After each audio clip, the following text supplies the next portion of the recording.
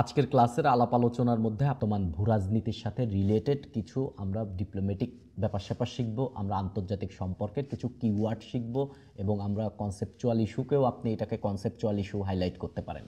But আমরা একটু different ওয়েতে পড়বো। আমরা যখন একটা জিনিস পড়বো তার সাথে একটা উদাহরণকে টেনে নিয়ে আসবো যেন ওই ব্যাপারটা বুঝতে সুবিধা হয়।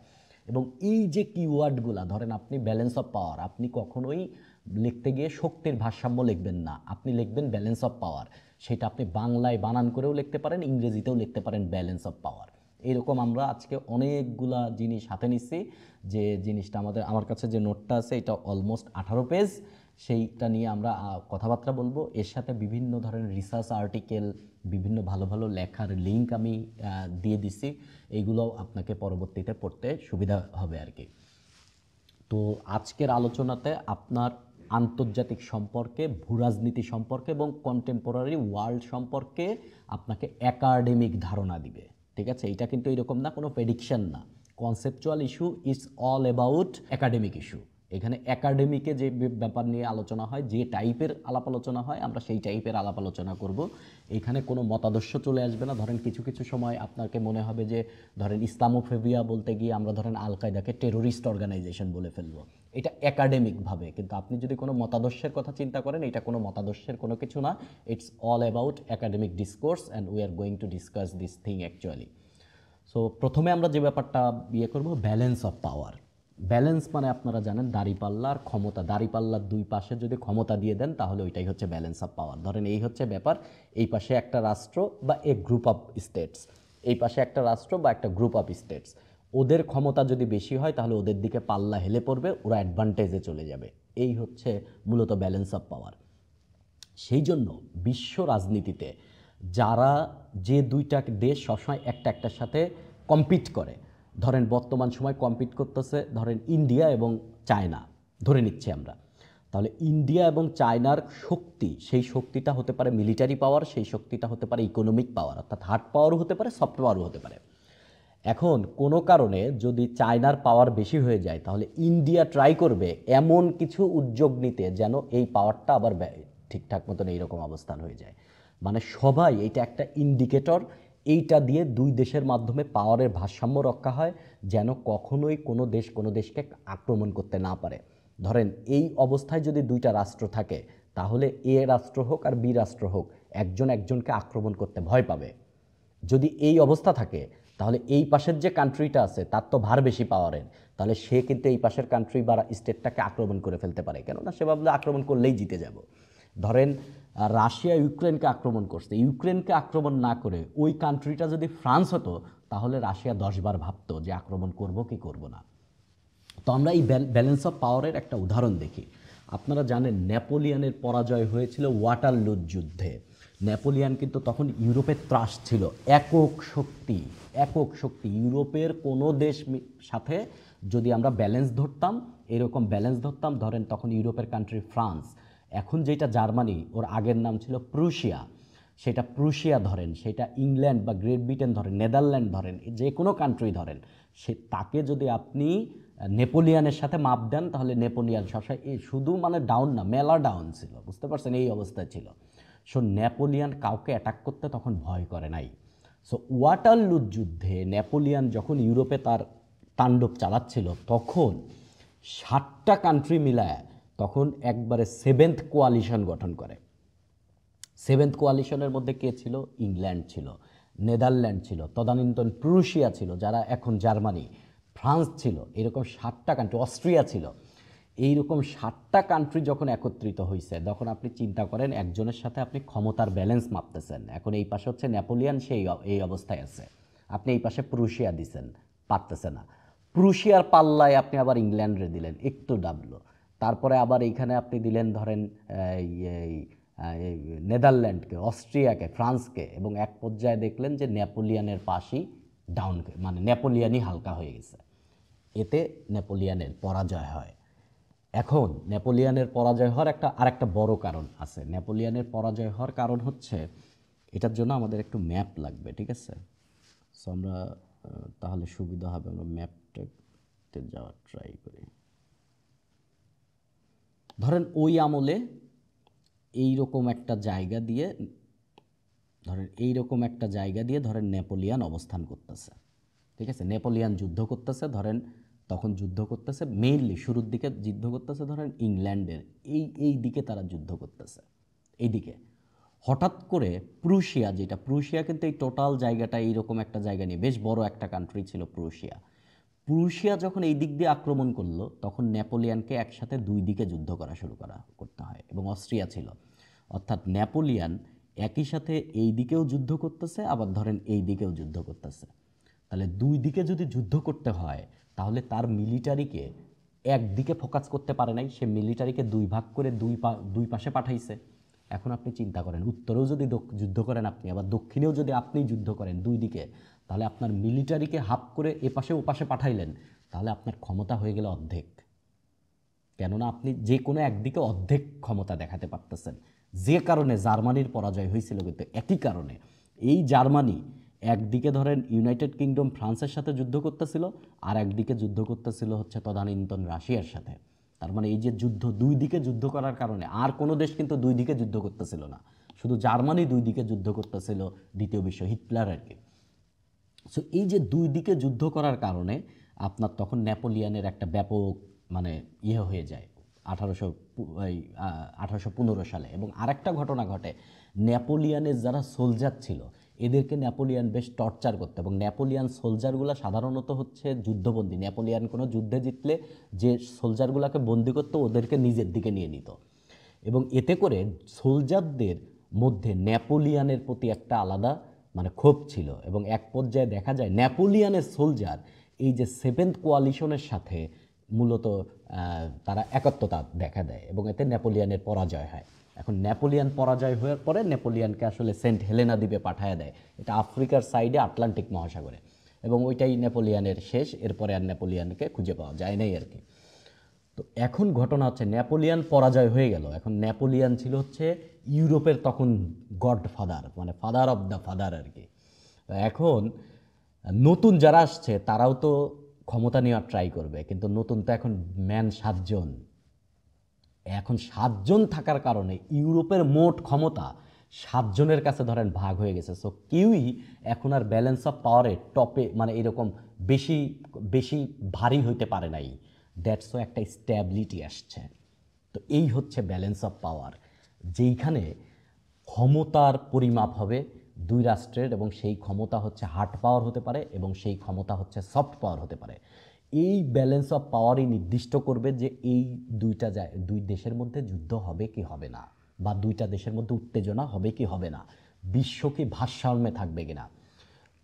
দ্বিতীয় বিশ্বযুদ্ধের পরে দুইটা পরাশক্তি একটা হচ্ছে সোভিয়েত ইউনিয়ন এবং একটা হচ্ছে আপনার যুক্তরাষ্ট্র, এবং দুইজনই কিন্তু একবার ও নিউক্লিয়ার উইপন ডেভেলপ করছে, ওর ভারী হয়ে গেছে, পরে সেও নিউক্লিয়ার উইপন ডেভেলপ করছে। সো তারা বারবার তাদের ব্যালেন্স অফ পাওয়ারটা ঠিক রাখার জন্য বিভিন্ন টাইপের উদ্যোগ নিছে, শুধুমাত্র ব্যালেন্স অফ পাওয়ারটা ঠিক রাখার জন্য। এক সময় সোভিয়েত ইউনিয়নের পতন হয়ে গেছে এবং আমেরিকা এই পাশ হয়ে গেছে, ধরেন আমেরিকা বেশি ভারী, এখন আমেরিকা বেশি ভারী মানে আমেরিকা ওয়ার্ল্ডের সুপার পাওয়ার।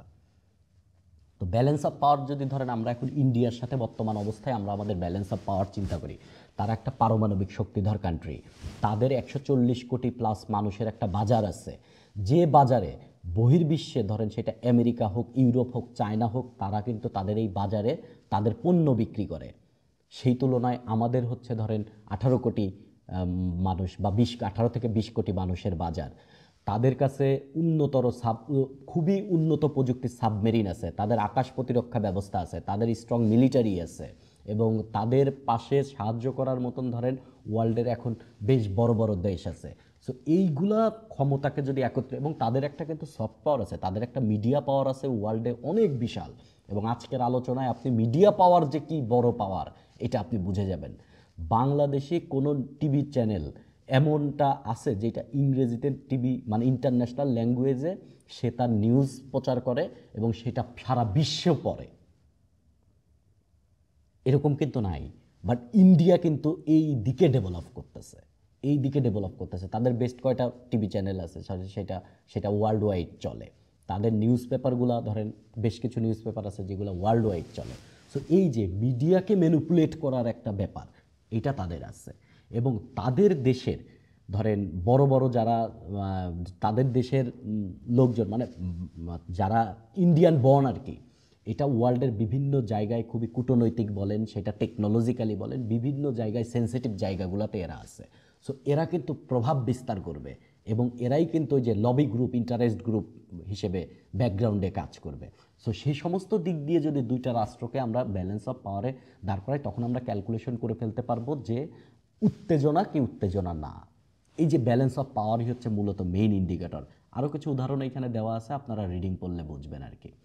এই আলোচনার মধ্যে মাল্টিপোলারিটি ব্যাপারটা চলে আসবে। ধরেন সোভিয়েত ইউনিয়নের পতনের আগে, দ্বিতীয় বিশ্বযুদ্ধের শেষে, তখন ওয়ার্ল্ডের দুইটা শক্তি, এক পাশে হচ্ছে ধরেন যুক্তরাষ্ট্র, এক পাশে সোভিয়েত ইউনিয়ন, এবং দুইজনই কিন্তু তাদের ব্যালেন্স অফ পাওয়ারকে নির্দিষ্ট করার জন্য বেশ করতেছে। সেও মহাকাশ গবেষণা করতেছে, সেও মহাকাশ গবেষণা করতেছে, সেও ন্যাটো অ্যালাই করে, সেও ওয়ারশো প্যাক্ট করে, সেও ধরেন আপনার পারমাণবিক অস্ত্র বানায়, সেও পারমাণবিক অস্ত্র বানায়, সেও ইন্টারকন্টিনেন্টাল ব্যালিস্টিক মিসাইল বানায়, সেও ইন্টারকন্টিনেন্টাল ব্যালিস্টিক মিসাইল বানায়।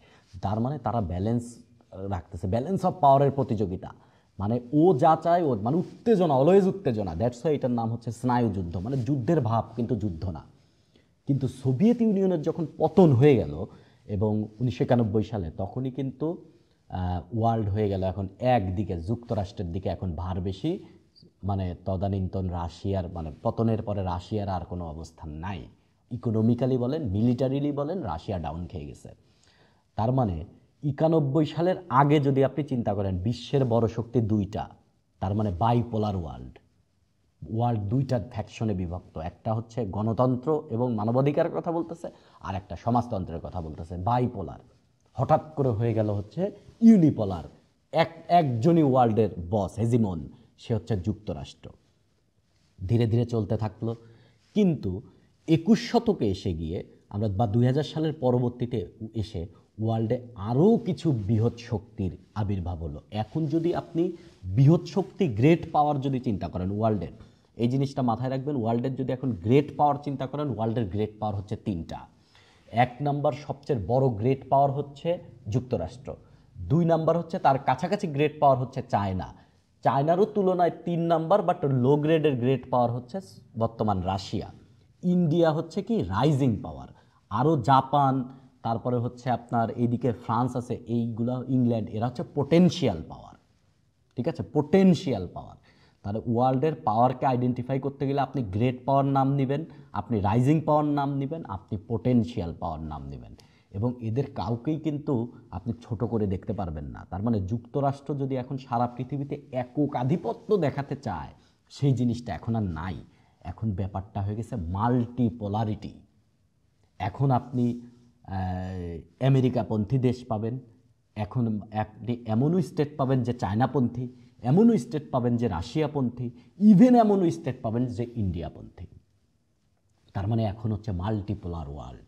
সো আর এই ঘটনাটার নামই হচ্ছে মাল্টিপোলারিটি।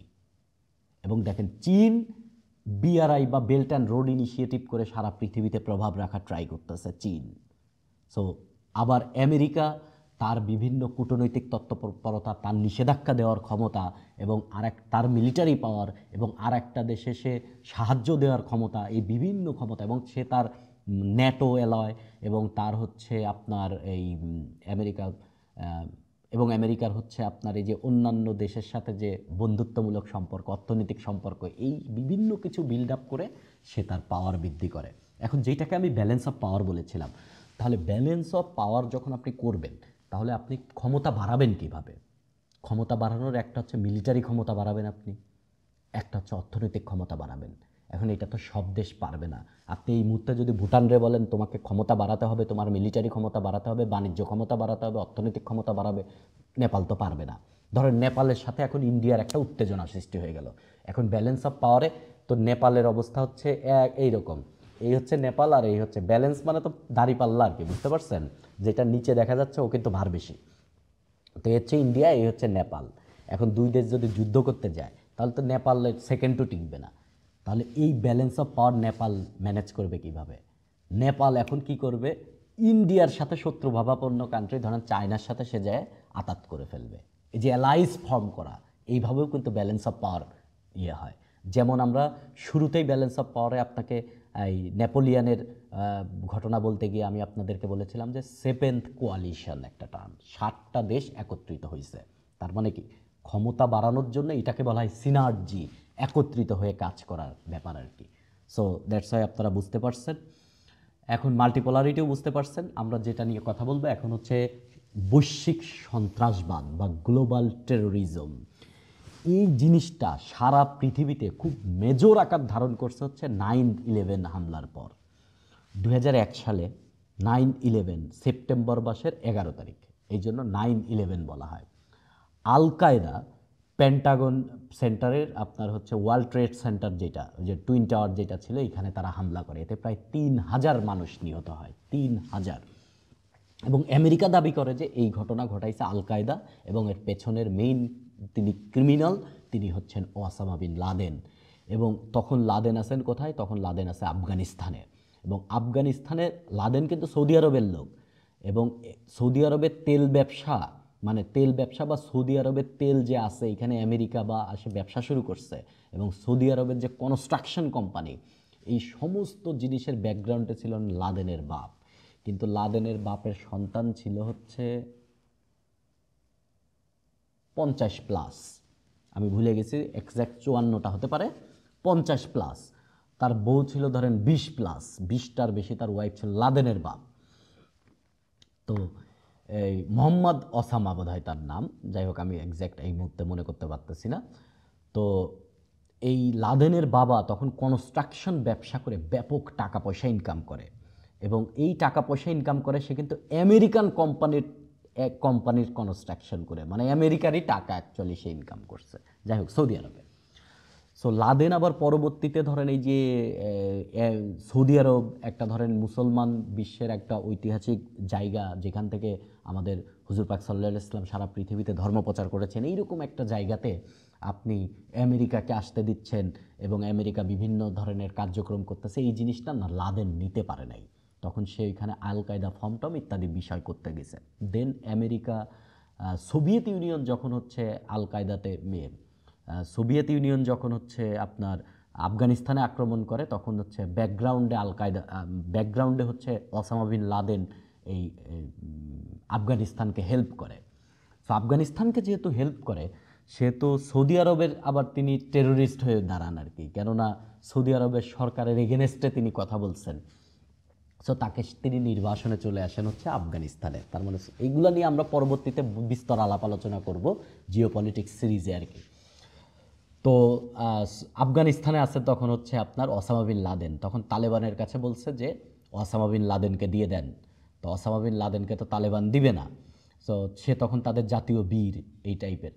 সো তালেবান যেহেতু দেয় নাই, তখন মাত্র দেখেন 11ই সেপ্টেম্বর হামলা হয়েছে এবং 7 অক্টোবর, 11ই সেপ্টেম্বর থেকে 1 মাসেরও কম সময়ের মধ্যে তারা অপারেশন এন্ডিউরিং ফ্রিডম নামে আফগানিস্তানের ন্যাটো জোট, শুধু একা না, ন্যাটো জোট, এবং এই ন্যাটো জোটের সাথে কিন্তু জর্জিয়াও আসছিল। জর্জিয়া কিন্তু ন্যাটো না।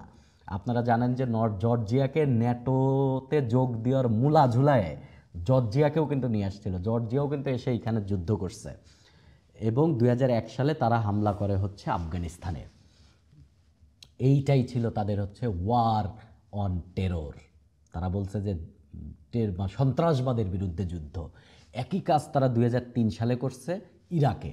যদিও ইরাকে হামলা করার ব্যাকগ্রাউন্ডে শুধু টেরর না, আরও মেলা কিছু আছে, আমেরিকার স্বার্থ, ডলারের আধিপত্য এবং সাদ্দাম হোসেনের কূটনৈতিক এবং পশ্চিমাদের সাথে সাদ্দাম হোসেনের যে দ্বন্দ্ব, বিভিন্ন কিছু এটার পেছনে ভূমিকা পালন করছে।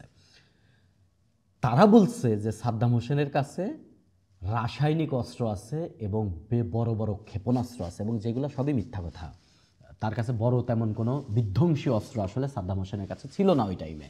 পরবর্তীতে বিভিন্ন রিপোর্টে এইগুলা দেখা গেছে আর কি। আজকের আলোচনা এই ঘটনাটা আরেকবার চলে আসবে আমাদের। তো এই যে জিনিসটা, এই সন্ত্রাসবাদের এগেনেস্ট, এই যে সন্ত্রাসবাদের জন্ম নেওয়া, সেটা আপনি আল কায়দা বলেন, ISIS বলেন, সেটা আপনি আরও অনেক বড় বড় অর্গানাইজেশনের কথা বলেন, এই যে জন্ম নেওয়া, এই জন্ম নেওয়ার পেছনে কিছু কারণ থাকে। কারণ হচ্ছে ধরেন রাজনৈতিক সংকট, বড় একটা ব্যাপার রাজনৈতিক সংকট। আপনি যদি সৌদি আরবের যে নিজস্ব যে মতাদর্শ সেইখানে পশ্চিমা মতাদর্শ আপনি মিক্সচার না করাতেন তাহলে কিন্তু আল কায়দা তৈরি হতো না ওইখানে।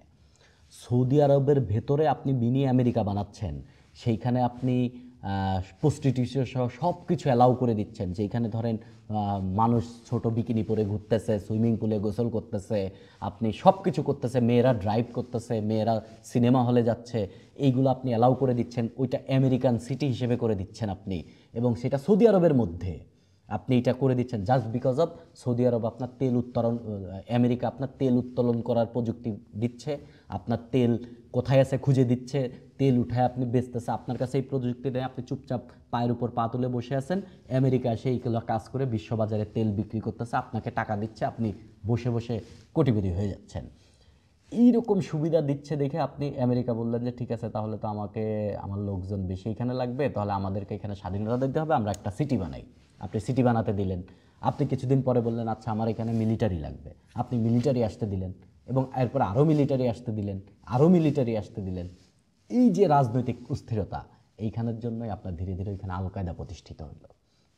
এই যে রাজনৈতিক কারণে ধরেন এইগুলো প্রতিষ্ঠিত হয়, সামাজিক অর্থনৈতিক বৈষম্যর কারণে প্রতিষ্ঠিত হয়, যে সমাজের একটা স্পেসিফিক গোত্রকে আপনি এই ভ্যালু দিচ্ছেন না, এবং তারা মনে করতেছে আমরা অনেক ডিপ্রাইভড হয়ে আছি। কেউ কেউ আসলে ডিপ্রাইভড হয়ে আছে, আর কেউ কেউ ডিপ্রাইভড হওয়ার ভাব করে সে রাজনৈতিক ইয়ে নিচ্ছে।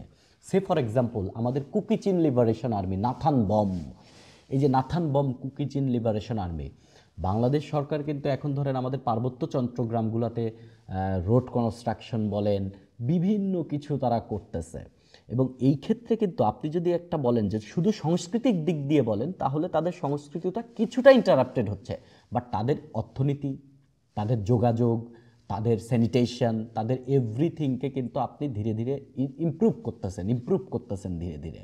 এবং আমি বাংলাদেশ সেনাবাহিনীর একটা বক্তব্য দেখেছি যে কোনো একজন সেনা অফিসার, সে একটা রাস্তায় গাড়ি থামিয়ে সে একটা পেঁপে দেখাইছে, জিজ্ঞাসা করছে এই পেঁপেটার দাম কত, বলছে 150 টাকা। তো বলছে যে আজ থেকে যখন এই রোডটা কনস্ট্রাক্ট করে, তখন সে বলছে এই পেঁপে এসে এই সমস্ত মানুষের কাছ থেকে আমি 2-3 টাকায় কিনেছি। কেন কিনেছি? কেননা এই পেঁপে তারা বাজারে নিয়ে যায় বিক্রি করবে, এইরকম অবস্থা নাই, কেননা বাজারে যেতে তাদের একদিন লাগবে, ব্যাক আসতে একদিন লাগবে। আজ ট্রান্সপোর্টেশনের কারণে এখানে প্রচুর মানুষ আসতেছে, সেই 2-5 টাকার জিনিস এখন দাম হচ্ছে 150 টাকা। এইটা হচ্ছে একটা অর্থনৈতিক রেভুলেশন।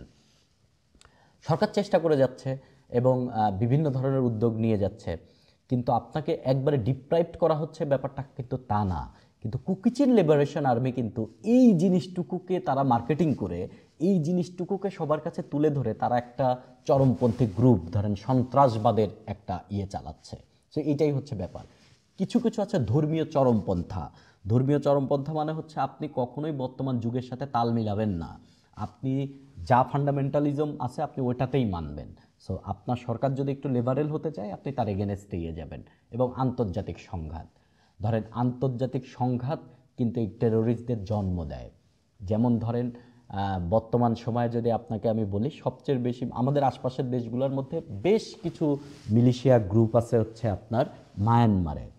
এখন এদেরকে বানাইছে, অনেকগুলোকে বানাইছে কিন্তু চায়না, কেননা চায়না চায় এই দেশটাতে একটা অস্থিরতা থাক, এবং যতদিন অস্থিরতা থাকবে ওই অস্থির সরকারকে আমরা মোটামুটি সাপোর্ট দিয়ে যাব, এবং আমরা আমাদের পাইপলাইন, আমরা আমাদের গ্যাস ফিল্টিল, এগুলো আমরা আমাদের ঠিকঠাক করে রাখবো। এই সমস্ত কারণে অ্যাকচুয়ালি সন্ত্রাসবাদ জন্ম নেয়।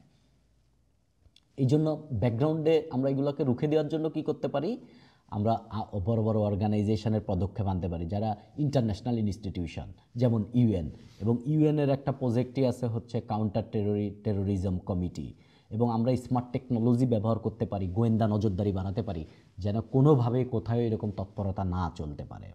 ঠিক আছে, তারপরেও গোত্র না হয়ে কিছু কিছু ক্ষেত্রে মানুষজন একাই অ্যাটাক করে বসতেছে, যেগুলোকে আমরা বলতেছি হচ্ছে লোন ওলফ অ্যাটাক, একাই অ্যাটাক করে ফেলতেছে। যেমন আপনি ডোনাল্ড ট্রাম্পকে গুলি করা হয়েছে, তার কান ছিঁড়ে গেছে, কানের অংশ, তার প্রচারণায়, বাট যাকে গ্রেপ্তার করা হয়েছে সে দেখা গেছে যে সে একজন একাই, তার ব্যাকগ্রাউন্ডে কেউ নাই। তার মানে আপনি একটা জিনিস দেখলেন, আপনার ভাল লাগলো না, আপনার মনে হইলো যে আমি প্রতিশোধ নিব, দাঁড়াও, তাহলে এইটা আপনি হচ্ছে লোন ওলফ অ্যাটাক আপনি করলেন।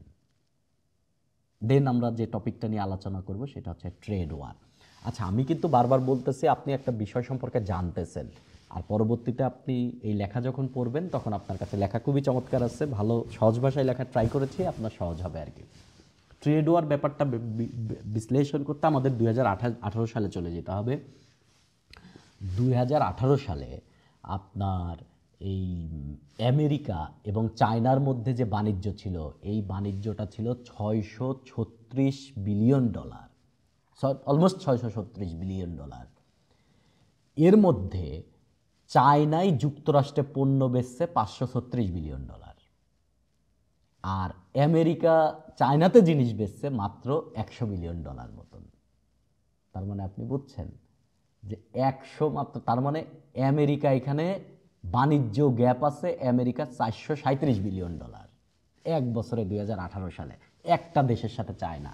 তার মানে আপনি বুঝছেন বর্তমান পৃথিবীতে, এবং বর্তমান সময়ের ডেটা আরও ভয়ঙ্কর, বর্তমান সময় 2023 সালের ডেটা আরও ভয়ঙ্কর। আমরা 2018 সালের গল্প করতেছি, আর ট্রেড ওয়ারের সাথে 2018 সালের রিলেশনটা খুবই বেশি।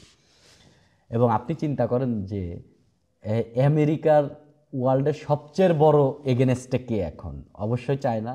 এবং বাণিজ্য পার্টনার সবচেয়ে বড় কে জানেন? চায়না। এটাই হচ্ছে ব্যাপার। বাণিজ্য এক জিনিস, যুদ্ধ বিগ্রহ আর এক জিনিস। এটাই হচ্ছে যে, এইটাই হচ্ছে আধুনিক ব্যাপার, এইটাই হচ্ছে মুক্তবাজার অর্থনীতি, এইটাই হচ্ছে নব্য উদারতাবাদ অর্থনীতি, যেইখানে আপনার যুদ্ধ আছে, বাট ব্যবসা মার্কেট ওপেন।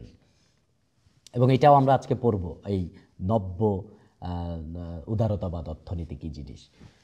এখন এই যে এত বাণিজ্য গ্যাপ, এই জিনিসটা ডোনাল্ড ট্রাম্পের 2018 সালে সহ্য হয় নাই। তিনি কি করেছেন? তিনি চায়না থেকে যে পণ্য আসবে এইটাকে প্রতিহত করার জন্য, যেন ঢুকতে না পারে, বা আমাদের লোকজন এটা আমদানি করতে যেন মোটামুটি একটু চিন্তাভাবনা করে, এই জন্য সে কী করছে, তার যে পণ্যগুলো আছে চায়না থেকে যেগুলো আসবে অতিরিক্ত 25% শুল্ক দিছে গড়ে। এখানে গড়ে শব্দটা খুব ইম্পর্টেন্ট, কেননা কিছু কিছু পণ্যের ক্ষেত্রে সে 31% দিছে, আবার কিছু কিছুটার ক্ষেত্রে 20% দিছে, সো গড়ে 25%। তো চায়না দেখলো কিরে, আমার পণ্য নিয়ে গেলে ও ট্যাক্স বসায়, মানে শুল্ক বসায় দিল আরও 25% করে। তাহলে জবাবে চায়নাও জবাব দিছে যে আমেরিকান পণ্য আসলে আমাদের আরও মানে গড়ে 25% ট্যাক্স, মানে ট্যাক্স বা শুল্ক বেশি দিতে হবে।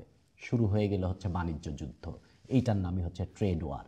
তার মানে দুই দেশ, এক দেশ বা একটা গ্রুপ অফ কান্ট্রিজ অন্য দেশের বাণিজ্য প্রতিহত করার জন্য যে শুল্ক আরোপ করবে, নিষেধাজ্ঞা দিবে।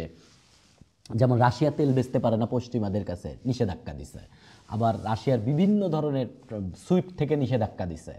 এই যে বিভিন্ন নিষেধাজ্ঞা, তারপরে হচ্ছে আপনার এই যে শুল্ক আরোপ করা, বা বিভিন্ন ধরনের আরও অনেক কিছু লাইসেন্স চাওয়া, এই যে এইভাবে বাণিজ্যকে প্রতিহত করে দেওয়ার যে উদ্যোগ, এইটার নামই হচ্ছে ট্রেড ওয়ার।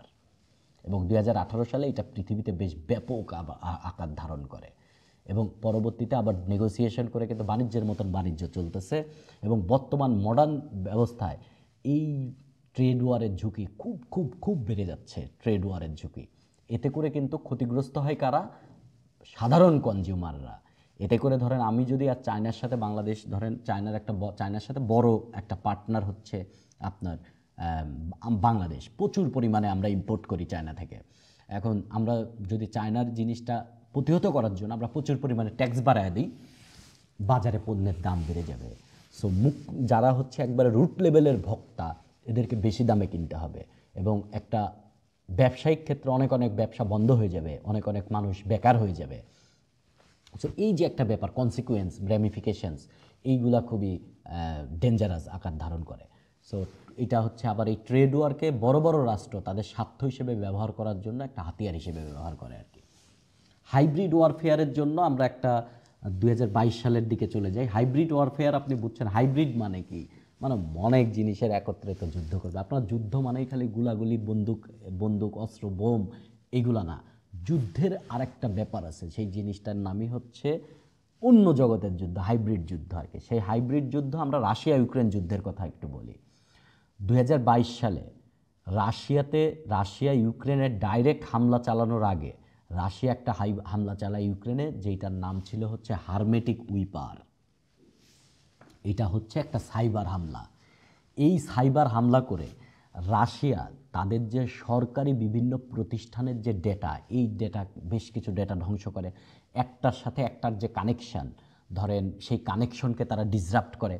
তার মানে তথ্য আদান প্রদানের ক্ষেত্রে ইউক্রেনের সরকার বিভিন্ন টাইপের ঝামেলার মধ্যে পড়ে, ধরেন এই মানে ম্যাল ফাংশন করে আর কি। এতে করে তাদের একটা প্রশাসনিক কাঠামোতে একটা বিশৃঙ্খলা সৃষ্টি হয়। এইটাও কিন্তু এটা কিন্তু ডাইরেক্ট কোনো যুদ্ধ না, এটা একটা সাইবার হামলা। আরও একটা কাজ তারা করে, সেটাকে আমরা ফলস ফ্ল্যাগ, এর আগেও আমি এই শব্দটা বারবার বলেছি, আজকে এই শব্দটা আবার আসবে। ফলস ফ্ল্যাগ হচ্ছে কেমন, যে ইউক্রেনে কিন্তু রাশিয়া যে তাদেরকে হামলা করতে পারে এবং রাশিয়া তাদেরকে ডিপ্রাইভড করতেছে এবং রাশিয়া তাদের শত্রু, এই টাইপের বিভিন্ন কিছু তাদের সোশ্যাল মিডিয়াতে খুবই স্ট্রংভাবে মানুষ প্রচার করত, সেটা ইউক্রেনের মিডিয়া হোক বা ইউক্রেনের হোক। তো আপনি যদি এই টাইপের আপনি ব্যাপার হচ্ছে, ধরেন আপনি এই ইউক্রেনের মিডিয়া এবং জনগণ এবং নীতি নির্ধারক পর্যায়ের জনগণ সোশ্যাল মিডিয়াতে রাশিয়ার এগেনস্টে যে বিদ্বেষ ছড়াচ্ছিল, এইটাকে কিন্তু রাশিয়া ব্যবহার করছে। এবং এই যে বিদ্বেষ যারা ছড়াচ্ছে, রাশিয়ার এগেনস্টের যে মতাদর্শ, এই জিনিসটা কি রাশিয়ার মানুষও দেখতেছে, কেননা ওই জিনিসগুলোকে আবার রাশিয়ার মিডিয়াতেও কিন্তু দেখানো হচ্ছে যে দেখেন রাশিয়ায় ইউক্রেনের লোকজন কি বলতেছে। এই যে জিনিসটাকে রাশিয়া কাজে লাগায়। রাশিয়া কি করে, তারা এমন কিছু আক্রমণের ভিডিও ফুটেজ বানায়, লো গ্রেডের ভিডিও ফুটেজ, যে ভিডিও ফুটেজে দেখানো হয় যে রাশিয়া ইউক্রেন সীমান্তে ইউক্রেন রাশিয়াতে বোম হামলা করতেছে এবং ইউক্রেনই আসলে রাশিয়াকে আক্রমণ করছে। এই টাইপের ঘটনা রাশিয়ান টিভি চ্যানেলে প্রকাশ করা শুরু করে। রাশিয়ার জনগণও রাগ হয়ে যায়, কেননা ইউক্রেন তাদের এগেনস্টে বহুত দিন যাবৎ কথা বলতেছে, অলরেডি তাদের মধ্যে একটা রাগ বাসা বেঁধে আছে, এই ঘটনার পথে রাগ আরও বেড়ে গেছে। তখন অ্যাকচুয়ালি রাশিয়া যে ইউক্রেনে 22 তারিখে হামলা করে ফেব্রুয়ারির, এই হামলাকে রাশিয়ান জনগণ মূলত সাপোর্ট করছে। এটা একটা ফলস ফ্ল্যাগ, এই জিনিসটার নামই হচ্ছে ফলস ফ্ল্যাগ, মানে মিথ্যা জিনিসকে কারণ হিসেবে দেখানো। এটাও কিন্তু একটা যুদ্ধের ট্যাকটিক্স। তার মানে আপনি এখানে ফলস কি দেখতেছেন, ডিজিটাল হামলা লিখতেছেন, বিভিন্ন প্রপাগান্ডা ছড়ানো হয়। আমি ইউক্রেনের রাশিয়ার কয়েকদিন আগে একটা ভিডিওতে আপনাদেরকে দেখিয়েছি যে রাশিয়ার লোকজন সোশ্যাল মিডিয়াতে প্রকাশ করছে যে, এবং শুধু এইখানে না, বিভিন্নভাবে নিউজ টিউজ করে দিছে যে এই জেলোনেস্কির বউ হচ্ছে বুগাটি কিনছে এবং সেই বুগাটির ইনভয়েস তারা দেখাইছে। পরবর্তীতে দেখা গেছে এটা একটা ফেক ইনভয়েস।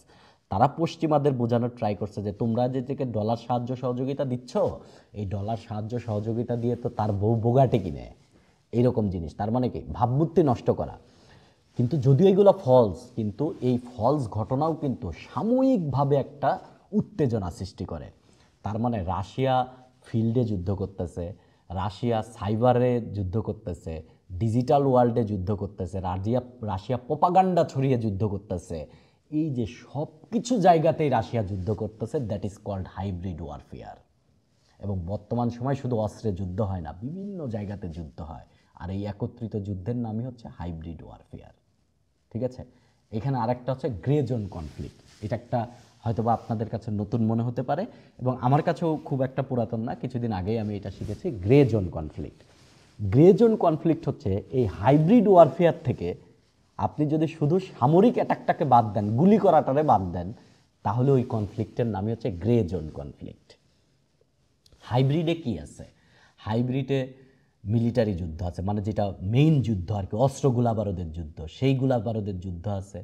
সাইবার জগতে বিভিন্ন হ্যাকিং ট্যাকিং করা আছে, ডিজিটাল ওয়ার্ল্ডে যুদ্ধ আছে, ফেসবুকে বিভিন্ন জায়গায় টায়গায় যুদ্ধ করেন আপনি, আবার আপনার প্রপাগান্ডা ছড়ান, মিথ্যা কথা ছড়ান আপনি, এইগুলাও আছে। আপনি বিভিন্ন বড় বড় সংবাদ মাধ্যমে বিভিন্ন ধরনের মিথ্যা খবর প্রচার করেন, এইগুলাও যুদ্ধ আছে। এই সব জায়গা থেকে শুধু পরের যুদ্ধগুলো সব করবেন আপনি, কিন্তু আপনি গুলাগুলি করবেন না। এইটার নামই হচ্ছে গ্রে জোন কনফ্লিক্ট। আমরা একটা উদাহরণ দিই। 2014 সালে কিন্তু ক্রিমিয়াকে দখল করে নেয় হচ্ছে রাশিয়া। ক্রিমিয়া কিন্তু এর আগেও সোভিয়েত ইউনিয়নের পার্ট ছিল, কিন্তু এইটাকে দিয়ে দেয় হচ্ছে রাশিয়ার, এটাকে দিয়ে দেয় হচ্ছে আপনার ইউক্রেনকে। 2014 সালে আবার ব্যাক হিসেবে এটাকে দখল করে নেয় হচ্ছে রাশিয়া। এখন এই দখল করার সময় কিন্তু রাশিয়া ডাইরেক্ট মিলিটারি অ্যাটাক করে নাই, গুলি করে নাই, মানুষ মারে নাই, কিন্তু বাকি সব কাজ করছে। তারা প্রপাগান্ডা ছড়াইছে, মিথ্যা খবর ছড়াইছে, তারা ফলস ফ্ল্যাগ ব্যবহার করছে, তারা সাইবার অ্যাটাক করছে। ফলস ফ্ল্যাগ তারা কি ব্যবহার করছে জানেন? তাদের ফলস ফ্ল্যাগটা ব্যবহার করছে হচ্ছে তারা এই যে এই ফলস ফ্ল্যাগটা হচ্ছে এই রাশিয়ান মিলিটারিকে বা কিছু প্রো রাশিয়ান লোকজনকে রাশিয়া রুশ সেনাবাহিনীর ইউনিফর্ম পরিয়ে ক্রিমিয়াতে পাঠাইছে। শুধু বুকের উপর যে ওদের লোগোটা বা ওই যে রাশিয়ার যে ফ্ল্যাগটা, ওই ফ্ল্যাগটা শুধু দেয় নাই, আর সব কিছু ধরেন রাশিয়ার মিলিটারির মতন। অস্ত্র কিন্তু নাই, কিন্তু দামি অস্ত্র ব্যবহার করতেছে তারা, ধরেন প্লাস্টিকের বন্দুক, এইগুলা নিয়ে। আর পুরা রাশিয়ান মিলিটারির মতন ওদের যে হেলমেট, যে টাইপের মাস্ক পরে, ওই টাইপের মাস্ক পরে তারা ক্রিমিয়ার রাস্তায় তারা মিছিল করছে। এবং এই মিলিটারিগুলা কিন্তু অ্যাকচুয়ালি রাশিয়া ওইখানে ইম্পোজ করেছে। এবং রাশিয়া এদেরকে কি বলছে জানেন? রাশিয়া এদেরকে বলছে হচ্ছে গ্রিন ম্যান, গ্রিন ম্যান হিসেবে বলছে যে এরা হচ্ছে গ্রিন ম্যান, রাশিয়া বলছে। এবং বলছে যে তাহলে দেখেন, মিডিয়াতে প্রকাশ করছে যে দেখেন ঘটনা কি, ক্রিমিয়ার লোকজন রাশিয়াকে ওয়েলকাম করার জন্য, ক্রিমিয়ার লোকজন বলতেছে ভাই রাশিয়া আসো, আমারে নিয়ে যাও, আমাকে তোমার করে নাও, আমি আকুল হয়ে বসে আছি। এই জন্য তারা শেষমেশ আমার মিলিটারিকে ডাকতেছে, তারা মিলিটারির পোশাক পরে আছে, আমি বসে থেকে কীভাবে বসে থাকবো, আমি গেছি। গিয়ে কিন্তু তারা ওরকম কোনো যুদ্ধ করে নাই।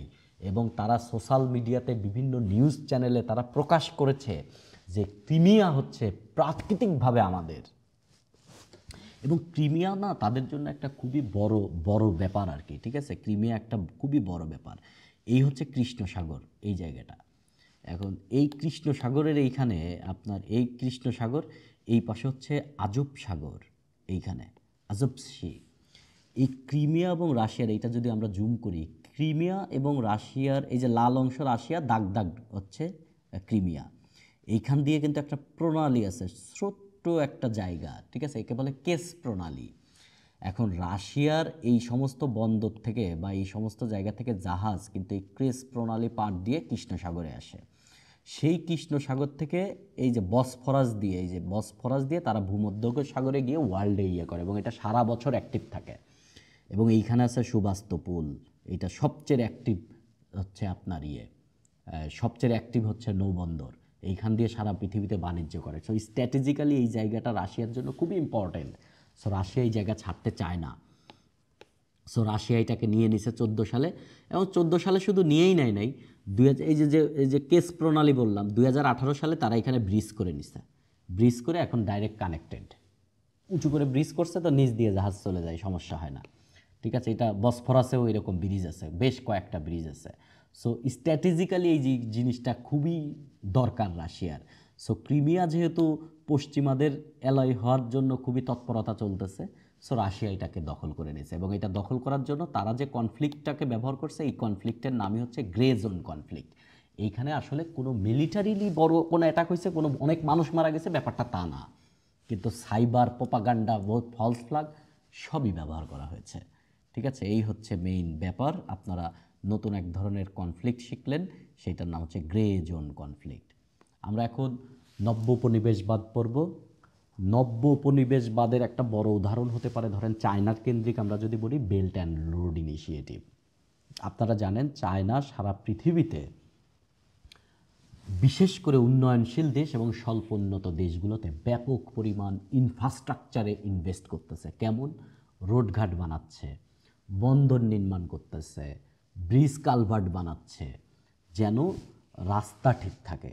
কেননা চায়না মেইন অর্থনীতি হচ্ছে গ্লোবাল বাণিজ্য। বাণিজ্য করতে হলে রুট লাগবে, সেটা আপনি সিল্ক রুটই বলেন আর হচ্ছে আপনার মেরিটাইম রুটই বলেন। তো মেরিটাইম রুট করতে হলে আপনার বাণিজ্য করতে হবে হচ্ছে আপনার বন্দর দিয়ে। সো এই বেল্ট অ্যান্ড রোড ইনিশিয়েটিভে 2013 সালে চায়নার প্রেসিডেন্ট, আপনাদের আরেকটা জিনিস বলি, রিটেনে কখনো চায়নার প্রেসিডেন্ট শি জিনপিং লেখার সময় আপনি লিখবেন চায়নার আজীবন প্রেসিডেন্ট শি জিনপিং, তার বিশেষণ দিবেন আজীবন, ঠিক আছে? সে কিন্তু আজীবন প্রেসিডেন্ট থাকবে চায়নার, যদি কোনো বিপ্লব না হয় আর কি। বিপ্লব হওয়া চায়নাতে খুব টাফ, মানে খুবই টাফ আর কি। যাই হোক, আপনারা কখনোই শি জিনপিং লিখবেন না, চাইনিজ প্রেসিডেন্ট শি জিনপিং লিখবেন না, লিখবেন চায়নার আজীবন প্রেসিডেন্ট শি জিনপিং। ওকে, এই বেল্ট অ্যান্ড রোড ইনিশিয়েটিভে 2013 সালের একটা ইনিশিয়েটিভ, এইখানে চায়না প্রায় $4 ট্রিলিয়ন খরচ করবে, 4 ট্রিলিয়ন, 4,000 বিলিয়ন US ডলার। 2023 সাল পর্যন্ত তারা অলরেডি $1.4 বিলিয়ন শুরু করে ফেলছে। এবং বেল্ট অ্যান্ড রোড ইনিশিয়েটিভে সম্পর্কে আপনি যদি কোনো কিছু লিখতে যান, অবশ্যই এই তথ্যটা আপনি লিখবেন আর কি, এই তথ্য দিয়ে লেখা শুরু করবেন আর কি। 2013 সালে চায়নার প্রেসিডেন্ট 2013 সালে চায়নার আজীবন প্রেসিডেন্টের এক উচ্চবিলাসী প্রজেক্ট হচ্ছে বেল্ট অ্যান্ড রোড ইনিশিয়েটিভ, যেইখানে বিশ্বের ইনফ্রাস্ট্রাকচার এবং যোগাযোগ ব্যবস্থায় প্রায় $4 ট্রিলিয়ন খরচ করবে চায়না। 2023 সাল পর্যন্ত ইতিমধ্যে $1.4 ট্রিলিয়ন খরচ করে ফেলেছে চায়না। এরপরে ধীরে ধীরে ধীরে ধীরে আপনার বক্তব্য যাবেন বিআরআই নিয়ে, লেখার টোনই শুরু হবে এরকম আর কি। ওকে, এই ব্যাপারটাকে আমরা যদি একটু বুঝতে যাই যে বেল্ট অ্যান্ড রোড ইনিশিয়েটিভটা আসলে ঘটনাটা কি, চায়না এখন কি চায়, যে যে জায়গায় চায়না এই বেল্ট অ্যান্ড রোড ইনিশিয়েটিভে আসলে অর্থ ব্যয় করতেছে, সেই সমস্ত জায়গায় সেই সমস্ত দেশগুলোতে আসলে ঋণ দিচ্ছে চায়না সহজ শর্তে। বাট ঋণ ফেরত দিতে যাচ্ছে যখন, তখন আসলে ওই দেশের অর্থনীতির অবস্থা ভালো থাকতেছে না। এবং যখন ফেরত দিতে পারতেছে না নির্দিষ্ট টাইমে, তখন শর্ত অনুযায়ী চায়না ওই দেশের পররাষ্ট্রনীতি, ওই দেশের অভ্যন্তরীণ নীতিতে ব্যাপক প্রভাব ফেলতেছে। চায়না ওই দেশের ক্ষমতা নিয়ে নিচ্ছে না, বাট ব্যাকগ্রাউন্ডে থেকে ওই দেশকে ম্যানিপুলেট করতেছে। আর এই জিনিসটাই হচ্ছে নব্য উপনিবেশবাদ। আগের যুগে আপনার আমাদের এই ভারতীয় উপমহাদেশকে ব্রিটেন ডাইরেক্ট মিলিটারিলি এসে ইয়ে করছে, তারা এখানে নিজেদের লোক এসে শাসন করছে। সেটা আপনি তাদের ভাইসরয় বলেন আর তাদের লর্ডরা বলেন, তারা এসে শাসন করছে। এখন কিন্তু ওই রকম আসবে না, আপনাকে দিয়েই শাসন করাবে, বাট আপনি হয়ে যাবেন তাদের পুতুল। এই জিনিসটাই হচ্ছে নব্য উপনিবেশবাদ। এটা শুধু চায়না করতেছে? নট এক্স্যাক্টলি, পশ্চিমেরা করতেছে, বড় বড় প্লেয়ার সবাই এটা করতেছে। এটাই হচ্ছে বর্তমানের সময়ের নব্য উপনিবেশবাদ। এই নব্য উপনিবেশবাদ করতে গেলে আমাদের দুইটা পরস্পর রিলেটেড জিনিস চলে আসবে। তার মধ্যে একটা হচ্ছে ডেপ্ট ট্র্যাপ ডিপ্লোমেসি। ডেপ্ট ট্র্যাপ ডিপ্লোমেসি হচ্ছে নব্য উপনিবেশবাদের একটা কৌশল। এবং এই ডেপ্ট অফ ডিপ্লোমেসিটা সাধারণত solely চায়নাকে ইন্ডিকেট করে বলা হয় যে আপনি, বিশেষ করে চায়না, কোনো দেশ দেখেন এটি যেখানে একটি দেশ, বিশেষ করে চায়না, একটা দেশকে ঋণ দিবে, ঋণ দেওয়ার পরে আপনার সেই দেশে একটা ইনফ্রাস্ট্রাকচার ডেভেলপড হবে। এবং এইখানে একটা বিষয় আপনাদেরকে বলি, ঋণটা না ম্যাক্সিমাম ক্যাশে দেওয়া হয় না, টাকা দেয় না। যে এই আপনার এই যে যেমন আপনাকে একটা ঋণ দিলেন ব্যাংক থেকে, এটা আপনাদের জানা প্রয়োজন। আপনি যদি আজ ব্যাংকে ঋণ নেন ব্যবসা করার জন্য, ব্যাংক আপনাকে 50 লাখ টাকা দিয়ে বললো যে যাও ব্যবসা করো, টাকা দিয়ে দিল ব্যাংক। কিন্তু এই সমস্ত ঋণ কিন্তু এরকম ঋণ না। ধরেন ঋণের জিনিসের টেকনোলজি দিবে, পণ্য দিবে। ধরেন আমাদের পদ্মা ব্রিজের ক্রেন চায়না থেকে আসছে, এইখানের অনেক শ্রমিক চায়না থেকে আসছে, এইখানের অনেক র মেটেরিয়ালস চায়না থেকে আসছে। এই যে ব্যবসা, এর ভেতরে ব্যবসা করছে না, ঋণে তো ব্যবসা করছে, ঋণের ভেতরে মাল দিয়ে ওই প্রোডাক্টের ব্যবসাও করে নিছে। ব্যাপারটা কিন্তু এরকম, মানে ব্যবসার ভেতরে ব্যবসা, ইনসেপশন মুভির মতন, ঘুমের ভেতর ঘুম, ঘুমের ভেতরে ঘুম, তার ভেতরে ঘুম, মানে কত ধাপে যে ব্যবসা, পাগল হয়ে যাবেন আপনি বুঝতে গেলে আর কি। যাই হোক, এটা অনেক বড় বড় লেভেলের কাজ, আমরা এটা করতে পারবো না, চিন্তা ভাবনা করতে পারবো না। আমরা একটা উদাহরণ দিই। চায়না, শ্রীলঙ্কা একটা ছোট দেশ, তার একটা বন্দর আছে, নাম হচ্ছে কলম্বো বন্দর, তার প্রধান বন্দর। আবার একটু ম্যাপে যাব আমরা, তাহলে সুবিধা হবে জিনিসটা বুঝতে। ম্যাপটাকে একটু আপনারা যতটুকু দেখা যায় আর কি। ধরেন এই হচ্ছে শ্রীলঙ্কাকে চয়েস করার একটা বড় কারণ আছে। এই হচ্ছে পশ্চিম এশিয়া। পশ্চিম এশিয়া থেকে জ্বালানি যে রুটে যায়, আপনাদেরকে আমি একটা ওয়েবসাইটের কথা বলেছি, সেটা হচ্ছে marintraffic.com। সেইখান দিয়ে আপনি দেখবেন যে জাহাজগুলা এই রকম জায়গাতেই এসে এই শ্রীলঙ্কার পাশ দিয়ে এসে এই রকম রুটে যায়, গিয়ে এই চায়না দিয়ে এইরকম ধরেন এশিয়ার এই সমস্ত কান্ট্রিতে জাহাজ যায়। তার মানে জাহাজগুলো আসলে শ্রীলঙ্কার খুব পাশ দিয়ে আসে, কিন্তু খুবই কাছ দিয়ে, আপনি রুটটা দেখলেই বুঝতে পারবেন। তো চায়নার জাহাজগুলাকে আপনার যদি এই মালাক্কা দিয়ে যেতে হয়, তার সাধারণত তারা সিঙ্গাপুরে নোঙর করে। এবং সিঙ্গাপুর নিয়ে আমি একটা ভিডিও করব, আপনারা বুঝতে পারবেন যে সিঙ্গাপুরের অর্থনীতি কেন আজকে এরকম, বাংলাদেশ কেন সিঙ্গাপুর হতে পারতেছে না। এবং সিঙ্গাপুর কেন অবস্থানের কারণে সিঙ্গাপুর হয়ে গেল, মানে বিশাল ব্যাপার আসলে, এটা আমরা আলাপ আলোচনা করবো আর কি। তো ওদের কিন্তু মানে একটা ছোট্ট দেশ হচ্ছে আপনার, একেবারেই একটা ছোট্ট দেশ হচ্ছে আপনার শ্রীলঙ্কা। এখন এই শ্রীলঙ্কার এই দেশে কিন্তু অলরেডি একটা বন্দর আছে, সে কলম্বো বন্দর, তাদের মেইন বন্দর আর কি কলম্বো, এইরকম একটা জায়গায় কলম্বো বন্দর আছে। সেইখানে আপনি হাম্বানটোটাতে ওদেরকে আর একটা বন্দর করার আপনার জন্য টাকা পয়সা দিলেন, বললেন বুঝাইলেন এই বন্দর তোমার লাগবে, এটা আপনি বোঝায় তাকে টাকা পয়সা দিয়ে হাম্বানটোটাতে একটা বন্দর করলেন। বন্দর টন্দর করা হলো 2012 সালে, এক বছর 2012 সালে যে পুরা বছরে হাম্বানটোটা বন্দরে জাহাজ দাঁড়াইছিল মাত্র 34টা, মাত্র 34টা। তার মানে কি আপনি ফোরকাস্ট করে আপনি কি দেখলেন যে আপনার এই বন্দর চলবে না, আপনি বুঝলেন না। তারপরেও আপনি কসমেটিক ডেভেলপমেন্ট বলে এটাকে, কসমেটিক ডেভেলপমেন্ট, রিয়েল ডেভেলপমেন্ট না, কসমেটিক ডেভেলপমেন্ট। সরকার এরকম ডেভেলপমেন্ট করে জনগণের বোঝানোর ট্রাই করে যে অনেক উন্নতি হয়েছে, আসলে এটা কসমেটিক ডেভেলপমেন্ট, রিয়েল ডেভেলপমেন্ট না। তো হাম্বানটোটা কাজ করলো না। তো হাম্বানটোটা যেহেতু কাজ করে নাই, এখন হাম্বানটোটাকে তো এত বন্দর তো ফেলে দেওয়া যায় না, আবার কিস্তি দিতে হবে তো চায়নাকে, চায়নার কাছ থেকে লোন নিচ্ছেন আপনি। তখন কি করলো, 2017 সালে 99 বছরের জন্য চায়না এই বন্দরটা লিজ নিয়ে নিল। একটা অকেজো 2012 সালের যে বন্দরটা মাত্র 34টা জাহাজ দাঁড়াইছে, তাহলে চায়না এটা কেন নিয়ে দিল, লিজ নিল কেন? চায়নার স্বার্থ দেখেন, এইখান দিয়ে ইরান থেকে বলেন বা এইখান দিয়ে যত জ্বালানি বা টোটাল বিশ্বের যত বাণিজ্যের চায়নার জাহাজ এই রাস্তা দিয়ে যখন যাবে, এই মালাক্কার আগে তারা সিঙ্গাপুরেও ব্রেক না দিয়ে তারা কিন্তু এই হাম্বানটোটা বন্দরে দাঁড়াবে। এবং 2023 সালে কয়েক হাজার জাহাজ হাম্বানটোটাতে কিন্তু দাঁড়াইছে। এবং হাম্বানটোটাকে সে তার মিলিটারি অবস্থান নৌবেস করার প্ল্যান করতেছে। এবং এইটা নিয়ে কিন্তু বেশ কিছু উত্তেজনা চলতেছে ইন্ডিয়ার সাথে। তার মানে আপনার কি চায়না কিন্তু জানতো যে হাম্বানটোটা কাজ করবে না, তারপরেও সে হাম্বানটোটা শ্রীলঙ্কা থেকে দিয়ে হাম্বানটোটাতে ইনভেস্ট করিয়েছে এবং হাম্বানটোটাকে নিজের করে নেওয়ার জন্য সব ব্যবস্থা পাকাপোক্ত। এইটাই হচ্ছে ডেপ্ট ট্রাপ ডিপ্লোমেসি। লোন দিবেন, ট্রাপে ফেলবেন, ব্যাক নিয়ে যাবেন। এই সেম জিনিসটা যদি আমেরিকা করে না, তখন আমেরিকা বা পশ্চিমারা করে, তখন এটার নাম হচ্ছে ডলার ডিপ্লোমেসি, বা অনেকে এটাকে চেকবুক ডিপ্লোমেসিও বলে। কাছাকাছি জিনিস, আপনি একই জিনিস লিখতে পারবেন। আমেরিকা 1920 বা এই 20-এর দশকে ল্যাটিন আমেরিকা বা দক্ষিণ আমেরিকা এবং মধ্য আমেরিকান দেশগুলোতে ব্যাপক পরিমাণে এরকম অর্থনৈতিক সাহায্য দেওয়া শুরু করে, ব্যাপক অর্থনৈতিক সাহায্য দেওয়া শুরু করে।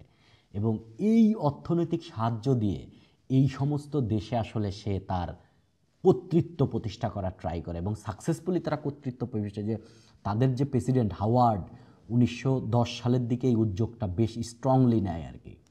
আমরা একটা উদাহরণ দিই, 1920-এর দশকে হন্ডুরাস মধ্য আমেরিকার একটা দেশ, হন্ডুরাসকে আমেরিকার একটা কোম্পানি ইউনাইটেড ফ্রুট কোম্পানি আর কি, ইউনাইটেড ফ্রুট কোম্পানি ব্যাপক পরিমাণ ইনভেস্ট করে তাদের কৃষিক্ষেত্রে। এবং এই কৃষিক্ষেত্রে ইনভেস্ট করার পর, শুধু ইনভেস্ট যখন আপনি করবেন, আপনি কিন্তু ওই দেশকে ব্যাপক শর্ত দিয়ে দিবেন এবং ওই দেশের কৃষিক্ষেত্রে আসলে চেঞ্জ আসে, কিন্তু শ্রমিকের ক্ষেত্রে ওই কৃষিপণ্যের বিপণনের ক্ষেত্রে এই কোম্পানি ওই দেশে অ্যাকচুয়ালি ব্যাপক পরিমাণে শর্ত আরোপ করে দেওয়া হয়।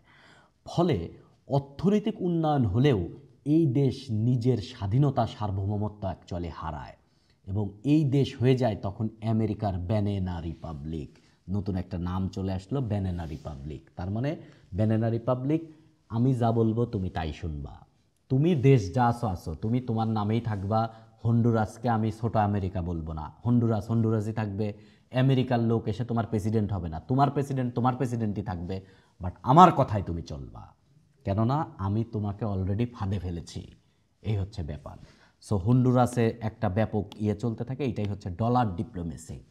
তাহলে আপনার এই debt trap diplomacy it's all about হচ্ছে আপনার চায়নাকে কেন্দ্র করে আপনি বলবেন, এটা অন্য দেশকেও বলা যায়, বাট আপনি চায়নাকে কেন্দ্র করবেন। ডলার ডিপ্লোমেসিতে আপনি ফোকাস করবেন হচ্ছে আমেরিকাকে। এবং এইখান থেকে একটা শব্দ আমরা চিনলাম, ব্যানানা রিপাবলিক। ব্যানানা রিপাবলিক হচ্ছে আপনি একটা দেশে ইনভেস্ট করবেন, ইনভেস্ট করার পরে ওই দেশের উন্নয়ন করে এই ইনভেস্টমেন্টের বিভিন্ন শর্তটত্ত্ব দিয়ে আপনি ওই দেশের উপরে প্রভাব ফেলবেন এবং ওই দেশটাকে আপনি এমনভাবে কাজ করে ফেলবেন ওই দেশ আপনার কথা মতো জিনিসপত্র ব্যাগ টাকা পয়সা ব্যাগ দিতে পারবে না। এরপরে আপনি ওই দেশের ফরেন পলিসি বলেন, ডোমেস্টিক পলিসি বলেন, এভরিথিংয়ে আপনি ধীরে ধীরে নিয়ন্ত্রণ নিয়ে নেবেন। এইটার নামই হচ্ছে ব্যানানা রিপাবলিক। ওই দেশটা হয়ে যাবে আপনার ব্যানানা রিপাবলিক, যেমন হন্ডুরাস আমেরিকার ব্যানানা রিপাবলিক হয়ে গেছিল। এই ঘটনা ইউরোপের দেশগুলো আফ্রিকাতে ঘটিয়েছিল ব্যাপক, যেমন আপনার ইংল্যান্ড, ফ্রান্স, নেদারল্যান্ড গিয়ে ব্যাপক আপনার এই আফ্রিকাতে করছে। ধরেন নাইজেরিয়া একটা দেশ, কেনিয়া একটা দেশ, ইংল্যান্ড কৃষিক্ষেত্রে বিশেষ করে চা এবং কফি ক্ষেত্রে ব্যাপক ইনভেস্ট করছে, বাট ওই রকম রেজাল্ট দিতে পারে নাই। ফলে ওই দেশ এই নাইজেরিয়া বলেন, কেনিয়া বলেন, ইংল্যান্ডের কথায় উঠতে এবং বসতে বাধ্য হয়েছে। তার ফরেন পলিসি ঠিক করছে ইংল্যান্ডের কথায়। সো এরা হয়ে গেছে banana republic. So banana republic কী জিনিস আপনি বুঝে গেছেন। এখন আমরা আলোচনা করব ওই যে আগের যে টেরর করছে এটার সাথে রিলেটেড ইসলামোফোবিয়া। ইসলামোফোবিয়া একটা মানে খুবই একটা ডেঞ্জারাস জিনিস। ইসলামোফোবিয়া বর্তমান সময়ে এটা হচ্ছে 9/11-এর হামলার পর এই হামলা যে মুসলমানরা করছে, আল কায়দাকে এখানে জড়ায় সারা বিশ্বে প্রচার করা হয়েছে, এবং এই সমস্ত কারণে মুসলমানদের ভাবমূর্তি পশ্চিম এশিয়া সহ বিশ্বের বিভিন্ন দেশে নষ্ট হয়েছে এবং তারা ইসলামকে বা মুসলমানদের ভয় পাওয়া শুরু করছে। এই জিনিসটার নামই হচ্ছে ইসলামোফোবিয়া। তার মানে ইসলামীপন্থী মানুষজনকে চরমপন্থী সন্ত্রাস এই নামে বিশ্বের দরবারে তুলে ধরা হয়েছে। এবং পশ্চিমারা 2016 সালের একটা রিসার্চ আছে, সেই রিসার্চে দেখাইছে 52% আমেরিকান এবং 48% ক্যানাডিয়ান আসলে মুসলমানদের বা মুসলমানদের সম্মান করে না, তারা এদেরকে ভয় পায়। এই যে ইসলামকে একটা ভীতির ধর্ম বা একটা ভীতি হিসেবে ওয়ার্ল্ডে যে তুলে ধরে বিশ্ব রাজনীতির স্বার্থ নিতে চাইছে পশ্চিমারা, এই জিনিসটার নামই হচ্ছে ইসলামোফোবিয়া।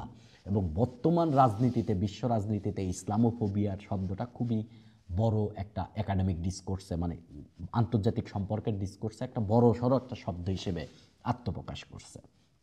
তার মানে ইসলামোফোবিয়া হচ্ছে বিভিন্ন টেরোরিস্ট অ্যাটাক এবং এইটার সাথে ইসলামীদেরকে রিলেট করে ইসলামের এগেনস্টে একটা ভয়ভীতি সৃষ্টি করা, এই জিনিসটার নামই হচ্ছে ইসলামোফোবিয়া। এবং এর পেছনে না ছোট ছোট জোকসও কাজ করছে, এবং এই জোকসের পেছনে না কনসিকুয়েন্স মানুষ বুঝে নাই।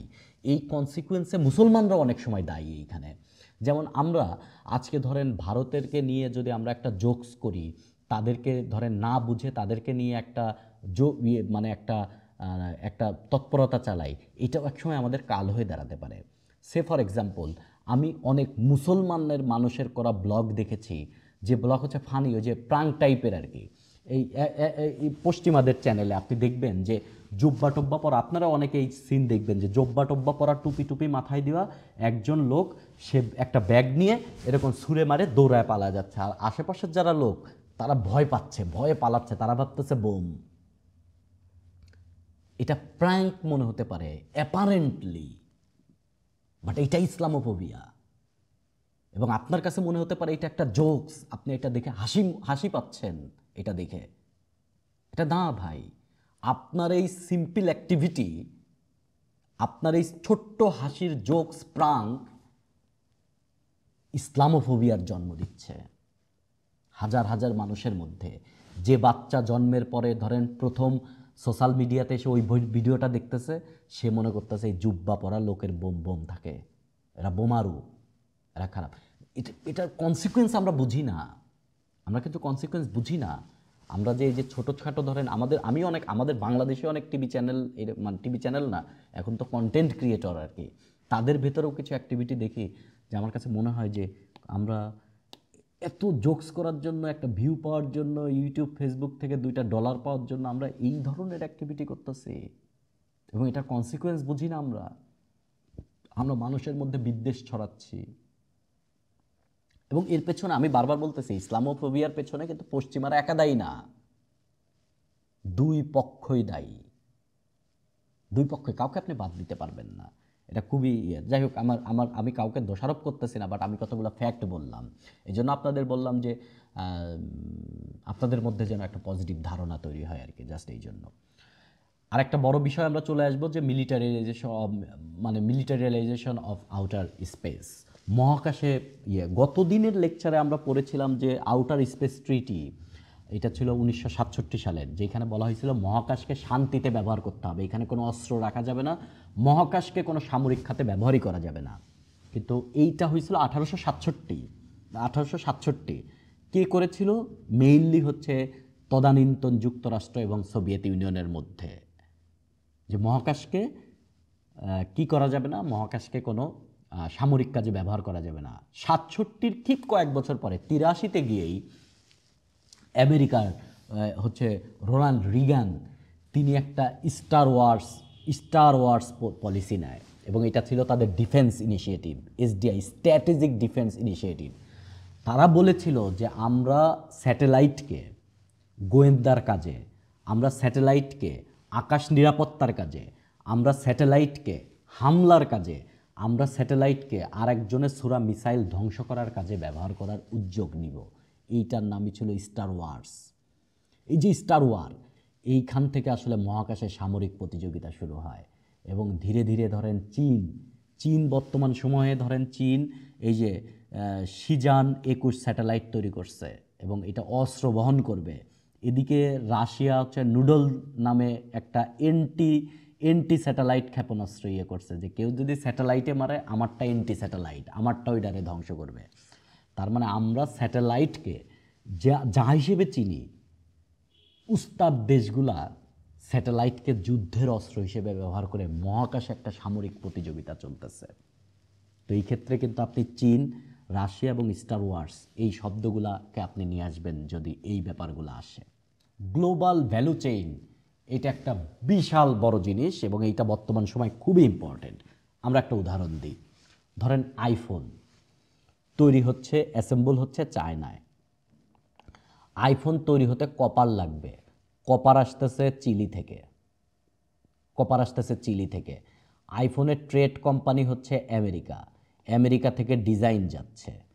আইফোনের বেশ কিছু সেন্সিটিভ ম্যাটেরিয়ালস, র ম্যাটেরিয়ালস আফ্রিকা থেকে যাচ্ছে, সেমিকন্ডাক্টর তাইওয়ান থেকে যাচ্ছে, ডিসপ্লে কোরিয়া থেকে আসতেছে, এবং আরও ধরেন বেশ কিছু জিনিস বিভিন্ন দেশ থেকে আসতেছে। চায়নায় এটা অ্যাসেম্বল হচ্ছে, এবং চায়নায় অ্যাসেম্বল হয়ে সারা পৃথিবীতে এটা মানুষ ব্যবহার করতেছে। এই জিনিসটার নামই হচ্ছে গ্লোবাল ভ্যালু চেইন। তার মানে একটা জিনিসের উৎপাদন এবং ব্যবহারের সাথে বিভিন্ন দেশের যে চেইন, যে রিলেশনটা, এইটার নামই হচ্ছে গ্লোবাল ভ্যালু চেইন। আমরা আইফোন দিয়ে উদাহরণ দিলাম, এইটাকে আপনার গ্লোবালাইজেশনের একটা মানে বর্তমান সময়ের বিজনেস খাতের কথা চিন্তা করলে এটাই গ্লোবাল ভ্যালু চেইন। এবং আপনারা বিভিন্ন সময় সেটা আইসিটি বলেন, সেটা গ্লোবালাইজেশন বলেন, সেটা যুদ্ধর কথা বলেন, সেটা আপনি বাণিজ্যের যুদ্ধ কথা বলেন, টেকনোলজি এবং ওয়ার্ল্ডে একটা দেশের সাথে একটা দেশ কীভাবে রিলেটেড, এই সব জায়গায় এই টার্মটা নিয়ে আসতে পারবেন, গ্লোবাল ভ্যালু চেইন। যেমন যুদ্ধের ক্ষেত্রে আপনি বলবেন গ্লোবাল ভ্যালু চেইন ডিসরাপ্টেড হচ্ছে, সো প্রোডাকশন ঠিক মতন হচ্ছে না। যেমন চিপ সংকট, একটা বড় সড়ো সংকট দেখা দিয়েছিল। চিপ মানে হচ্ছে মাইক্রোপ্রসেসরটা, যেটাকে আমরা আইসি বলি, চিপ। এই তাইওয়ান চীনের মধ্যে কনফ্লিক্ট এবং রাশিয়ার কনফ্লিক্টের ফলে চিপ সংকট দেখা দিয়েছিল। চিপ সংকট দেখা দেওয়ার কারণে, চিপ মানে কি, একটা গাড়ি বানাতে হলেও তার ভিতরে আইসি আছে। সো গাড়ির বাজার, ইউরোপ আমেরিকাতে গাড়ির বাজারে এমন দাম বেড়ে গেছে, যেমন আমার একটা ফ্রেন্ড আমাকে বলছে যে সে একটা সেকেন্ড হ্যান্ড গাড়ি কিনছে। সে বলছে 1 বছর আগে এই গাড়িটার দাম ছিল $6,000, আমি এটাকে $13,000 দিয়ে কিনলাম, ডাবলেরও বেশি। কেন? চিপ সংকটে বাজারে গাড়ি তৈরি হচ্ছে না, নতুন গাড়িরও দাম বেশি, পুরান গাড়ির দাম আরও বেশি। সো এইখানে গ্লোবাল ভ্যালু চেইন ডিসরাপ্টেড হয়েছে। এবং আপনারা গ্লোবাল ভ্যালু চেইন বা গ্লোবালাইজেশনে এই ছবি আঁকবেন, ম্যাপ আঁকার দরকার নাই। আপনি কয়েকটা জিনিস ধরেন, আপনি এরকম আঁকবেন, চীনে লিখবেন অ্যাসেম্বল। আপনি এখানে দিয়ে ধরেন আপনি লিখলেন চিলি থেকে আসতেছে কপার, আফ্রিকা থেকে আসতেছে ধরেন গোল্ড। আইফোন বানাতেও গোল্ড লাগবে, সার্কিট বোর্ডে গোল্ড লাগবে, গোল্ড। চীন থেকেই আসতেছে সিলিকন, আমেরিকা থেকে আসতেছে ডিজাইন অ্যান্ড টেকনোলজি। আপনি প্লাস্টিক আসতেছে মধ্যপ্রাচ্য থেকে, প্লাস্টিক। আপনি বলবেন যে তাইওয়ান থেকে আসতেছে চিপস, আবার আপনি বললেন যে ডিসপ্লে আসতেছে হচ্ছে দক্ষিণ কোরিয়া থেকে, আর বাংলাদেশে বসে আপনি ব্যবহার করতেছেন। ঠিক আছে, এই যে জিনিসটা রিলেট করে দিলেন, এইটাই বললেন আপনি global supply chain, global value chain. ঠিক আছে, এইরকম একটা গোল গোল গোল গোল দিয়ে বানাবেন, ম্যাপ আঁকানোর দরকার নেই, ওয়ার্ল্ডের ম্যাপ একটা বড় হবে, বড় সড়ো হবে। আমাদের শেষ আলোচনা হচ্ছে গ্লোবাল সাপ্লাই চেইন ডিসরাপশন বা সাপ্লাই চেইনের যে দুর্বলতা আর কি। সাপ্লাই চেইন হচ্ছে উৎপাদন থেকে শুরু করে ভোক্তা পর্যন্ত জিনিস পৌঁছানোর যে টোটাল ব্যাপারটাই সাপ্লাই চেইন। এই সাপ্লাই চেইনে যদি ডিসরাপ্ট হয় তাহলে কি হতে পারে তার একটা উদাহরণ আমরা দিই আর কি। 2021 সালের মার্চ মাসে এভারগ্রিন নামক একটা জাহাজ, যে প্রায় 3000 কন্টেইনার নিয়ে সুয়েজ ক্যানেল পাড়ি দিচ্ছিল, পাড়ি দিতে গিয়ে সে সুয়েজ ক্যানেলে সে আসলে আটকা পড়ে যায় এবং সোজা যাচ্ছিল, সে বাঁকা হয়ে গিয়ে আটকা পড়ে যায়। তাকে উদ্ধার করতে প্রায় 1 সপ্তাহেরও বেশি টাইম লাগে উদ্ধার করতে, এবং এই উদ্ধার করতে গিয়ে এর নিচে দিয়ে ড্রেজিং করা হয়, ক্রেন দিয়ে টানা হয়। এ কিন্তু আপনার ছোটোখাটো বাংলাদেশি লঞ্চ না, এ হচ্ছে লাখ লাখ টন পরিবহন করতেছে একটা বিশাল বড় জাহাজ। সেই জাহাজকে সোজা করতে হবে। এতে করে সুয়েজ ক্যানেলের দুই পাশে প্রায় কয়েক হাজার জাহাজ আটকা পড়ে। তার মানে ওই জাহাজগুলাকে যে দিনের জন্য নির্দিষ্ট টাইমে জায়গা মতন পৌঁছানোর কথা ছিল তারা পৌঁছাতে পারে নাই, ফলে সুয়েজ ক্যানেলে একটা জ্যাম পড়ে যায়। এই 1 সপ্তাহের জ্যামের কারণে এই জার্মানির একটা কোম্পানি আর কি, বিমা কোম্পানি, তাদের তথ্য মতে প্রায় 600 থেকে 1000 কোটি ডলার লোকসান হয়েছে পৃথিবীর। 600 থেকে 1000 কোটি ডলার লোকসান হয়েছে এই 6-7 দিনে। এবং যা বৈশ্বিক জিডিপি প্রবৃদ্ধি 0.2% থেকে 0.4% কমায় দিছে ওই বছর। একটা সাপ্লাই চেইনের ডিসরাপশন, একটা জায়গায়, জাস্ট একটা চ্যানেল, সুয়েজ ক্যানেলে 2021 সালে এই ঘটনা। কিন্তু এই ডিসরাপশনটা হুট করে হয়েছে, কিন্তু হুতিদের কারণে সুয়েজ ক্যানেলের ইউজের পরিমাণ কমে গেছে। কিন্তু এতে সাপ্লাই চেইনের ডিসরাপশন হচ্ছে, কিন্তু তারা তো উত্তম আশা অন্তরীপ দিয়ে যাচ্ছে দক্ষিণ আমেরিকার নিচে দিয়ে জাহাজ, কিন্তু তারা শুরুতেই যে জাহাজ উত্তম আশা অন্তরীপ দিয়ে যাবে তার ক্যালকুলেশনে উত্তম আশা অন্তরীপ দিয়ে, সে হুট করে আটকা পড়ে নাই। সাপ্লাই চেইন ডিসরাপশনটা কেন হয় হচ্ছে, হঠাৎ করে আপনার যদি কোনো একটা যুদ্ধ, ভূরাজনৈতিক কারণ তৈরি হয়, হঠাৎ করে একটা যুদ্ধ তৈরি হয়েছে, দেন হচ্ছে কোনো সাইবার অ্যাটাক যদি চলে, ধরেন একটা জাহাজ যে জায়গায় আছে ওকে তো ট্র্যাক করা হচ্ছে, সবসময় ট্র্যাকিংয়ের মধ্যে আছে, সাইবার অ্যাটাক করে ওকে আপনি হারায় ফেললেন ওর মেইন কানেকশান থেকে, তাহলে ও হারায় যাবে, ও চলতে পারবে না, ওর রুট দেখে চলতে পারবে না, ওর টোটাল রুট ব্যবস্থা নষ্ট হয়ে গেছে। সো বিভিন্নভাবে আপনি সাপ্লাই চেইন ডিসরাপ্ট করতে পারেন। এবং এটা কেন বড় প্রভাব ফেলে, ফলাফল কেন হয়, কেননা আমরা এই যে সাপ্লাই চেইনের উপর অতি মাত্রায় নির্ভরশীল হয়ে গেছি। এবং সাপ্লাই চেইন এত বড় একটা শুধু সাপ্লাই চেইনের উপর মানুষ এমবিএ করে, এবং এটা অনেক ভ্যালুয়েবল এমবিএ। মানে এক সাপ্লাই চেইন ওয়ার্ল্ডের ইকোনমিকে করে, যেমন রাশিয়া ইউক্রেন ওয়ারের কারণে কিন্তু গ্লোবাল সাপ্লাই চেইনে একটা বিশাল ডিসরাপশন দেখা গেছে, এবং জিডিপি প্রবৃদ্ধি, সারা ওয়ার্ল্ডের জিডিপি প্রবৃদ্ধি ব্যাহত হয়েছে। ইভেন আমাদের দেশের জিডিপিতে পর্যন্ত প্রভাব পড়ছে, এবং স্টিল প্রভাব পড়ে যাচ্ছে। পশ্চিম এশিয়ার সংকট সারা পৃথিবীতে সাপ্লাই চেইনের প্রভাব ফেলতেছে। সো সাপ্লাই চেইন একটা বড় ইস্যু, সাপ্লাই চেইন একটা বিশাল বড় ইস্যু। আসসালামু আলাইকুম। আমার প্রশ্ন হলো যে আপনি যখন কোনো জিনিস পড়াশোনা করেন তখন লেয়ার বাই লেয়ার জিনিসগুলোকে কিভাবে আইডেন্টিফাই করেন বা এটা হচ্ছে এক্সট্রাক্ট করেন? আমি তো হচ্ছে ব্যাপারটা এরকম যে আমি যখন একটা জিনিস পড়ি, সেইটার সাথে ধরেন ওই জিনিসটা আমি শিখলাম, দেন পরবর্তীতেও এরকম আছে যে এইটার একটা ব্যাকগ্রাউন্ডের জিনিস আমি অনেক পরে গিয়ে জানছি, তখন আমি ওইটার সাথে আগের জিনিস রিলেট করি। আর আমি যখন বলি তখন হচ্ছে ওইগুলো ওইভাবে সাজানোর ট্রাই করি যেন ব্যাকগ্রাউন্ডের জিনিস আপনারা জানেন। তো সাধারণত আপনারা তো পড়ার ক্ষেত্রে এইভাবে হবে না, আপনারা পড়বেন, ধরেন একটা জিনিস জানলেন, আপনার কাছে ইন্টারেস্টিং মনে হলো, বাট ওইখানে আপনার অনেকগুলো কোশ্চেন থাকতে পারে। বাট ইন ফিউচারে আপনি আবার একটা জিনিস জানবেন, তখন হতে পারে যে আপনার ওই আগের তথ্যের ব্যাকগ্রাউন্ডের একটা কোনো কোশ্চেনের সে আনসার দিবে। তখন আপনি ধরেন নিজের মানসিকভাবে আপনি সেট করলেন, আচ্ছা এই ঘটনার পরে এই ঘটনা, তাইলে ব্যাপারটা এরকম। ঠিক আছে। আরেকজনের সাথে কথা বলি, রেজাউল, কথা বলেন।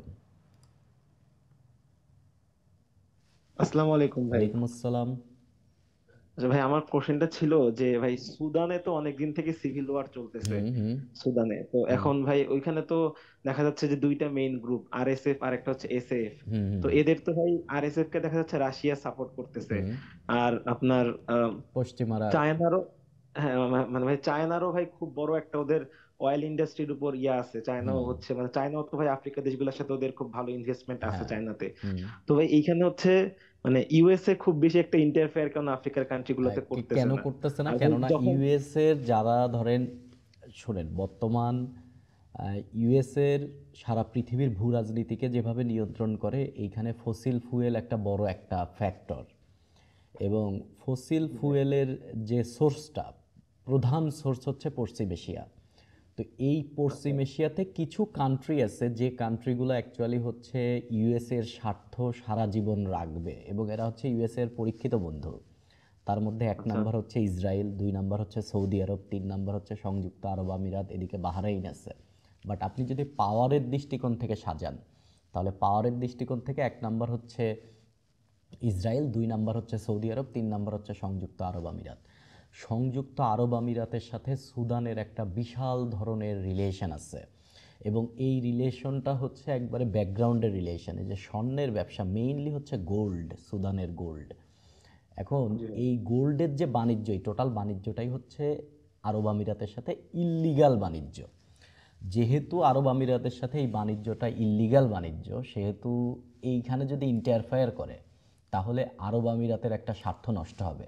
এবং আরব আমিরাত কিন্তু মাঝখানে, আপনারা ওই যে গতদিন আমরা প্রবাবলি অ্যাব্রাহাম অ্যাকর্ডস পড়েছিলাম, সেই অ্যাব্রাহাম অ্যাকর্ডসের নেগোসিয়েশনের একজন বড় ফ্যাক্টর হচ্ছে আপনার সংযুক্ত আরব আমিরাত। তো সংযুক্ত আরব আমিরাত মিলিটারিতে না হলেও ডিপ্লোম্যাটিক্যালি হচ্ছে পশ্চিম এশিয়ার যুক্তরাষ্ট্রের একটা বড় অ্যালয়। তো সাধারণত এই জন্য কনফ্লিক্টে যাচ্ছে না।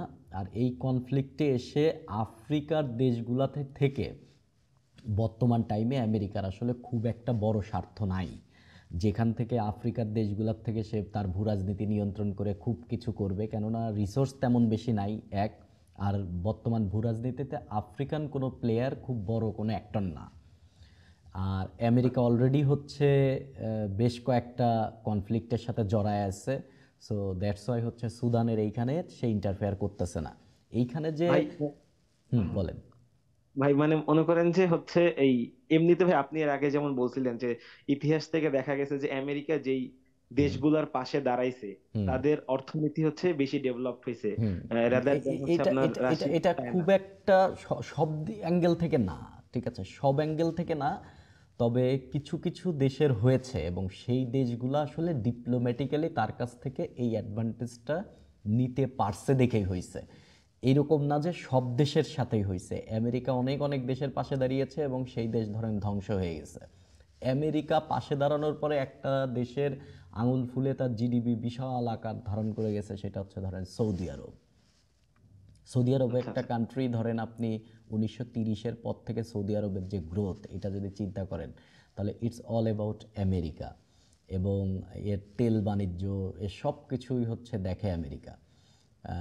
এবং এইখানে ওসামা বিন লাদেনের বাবার একটা বিশাল বড় প্রভাব আছে আর কি, এটা তবে মধ্যপ্রাচ্যের। তাহলে তো আফ্রিকার দেশগুলারও তো মানে ওদের তো ডিপ্লোম্যাটিক প্রচেষ্টা কি ওরা মানে আমেরিকার সাথে মানে যেমন ভাই চায়নার সাথে গিয়ে শ্রীলঙ্কার অবস্থাও হচ্ছে খুব একটা মানে ভালো তো ছিল না, ইকোনমিক ধস হয়েছে। তো এইরকম যখন এরকম স্টেপ গুলা দেখে যে ওয়ার্ল্ড এরকম হচ্ছে, তাহলে কি ভাই তখন আফ্রিকার যে দেশগুলো আছে ওরা কি মানে ডিপ্লোম্যাটিক ভাবে ট্রাই করে না যে আমরা আমেরিকার সাথে অ্যালাই করি বা এরকম মানে করতে করবে, প্রচেষ্টা? কিন্তু দেওয়ার মতন কিছু নাই তো তাদের।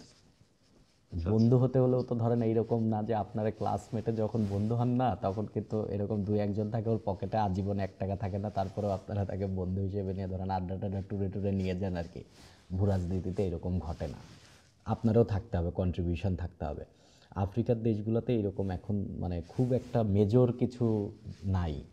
সো যখন ছিল তখন এদের পাশে অনেকেই আসছে। ধরেন আজকের আলোচনাতেও আপনি অনেক কিছু জানতে পারবেন। ধরেন আজকের আলোচনার মধ্যে আপনি যতগুলো ফ্যাক্টর তুলে ধরছেন, অনেকগুলো ফ্যাক্টর আজকের আলাপ আলোচনার মধ্যে চলে আসবে। আজকের আলোচনাটা শুনতে আপনাদের ভালো লাগবে। ওকে, সোহাগ কথা বলেন তো। আসসালামু আলাইকুম ভাইয়া। ওয়ালাইকুম আসসালাম। ভাই এখানে আমি বলতে চাচ্ছিলাম যে কনসেপচুয়ালে যদি কখনো কোশ্চেন কমন না আসে, সেক্ষেত্রে কি করা উচিত হবে? অবশ্যই লিখতে হবে, বাদ দেওয়ার কোনো সুযোগ নাই। বিসিএস এ বাদ দেওয়ার কোনো নিয়ম নাই, লিখতে হবে। এবং এরকম ঘটনা ঘটবে না যে আপনি একটা জিনিস একবারেই জানবেন না। আপনি আলাপ আলোচনা শুনতেছেন, ধরেন ওই সময় ব্রেনে অনেক ট্রিগার করবে। আমরা কিন্তু ওই রকম পড়াচ্ছি না যে বঙ্গোপসাগরের সবচেয়ে গভীরতম স্থানের নাম কি, আটলান্টিক মহাসাগরের সবচেয়ে গভীরতম স্থানের নাম কি, এইগুলা কিন্তু আমরা পড়াচ্ছি না। ঠিক আছে, এইগুলা আপনি এমনিই পারবেন, এইগুলা তো আপনার মানে এমনি জানবেন ধীরে ধীরে আপনি, আর ওইগুলা তো এত আপনাকে জ্ঞানে বড় করবে না।